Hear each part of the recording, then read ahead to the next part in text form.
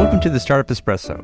I'm Hall T. Martin, the host of the show, where we talk about raising funding for your startup and the time it takes to have an espresso. I hope you enjoy this episode.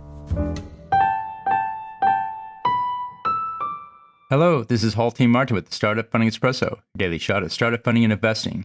The lag effect is a phenomenon defined by Wikipedia, whereby learning is greater when studying is spread out over time, as opposed to studying the same amount of time in a single session. Investors learn more about the startup if the information is spread over time. It helps to understand the startup if you have multiple interactions rather than one long session. To overcome the lag effect, consider the following. Set up a series of meetings and calls in which to engage the startup to learn more.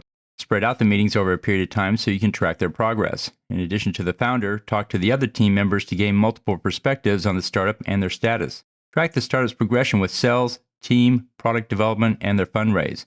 This process will help you understand the startup better and retain more information about them. Thank you for joining us for the Startup Funding Espresso, where we help startups and investors connect for funding. Let's go start us into today.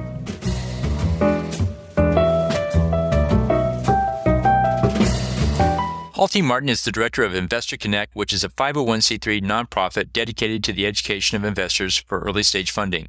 All opinions expressed by Hall and podcast guests are solely their own opinions and do not reflect the opinion of Investor Connect.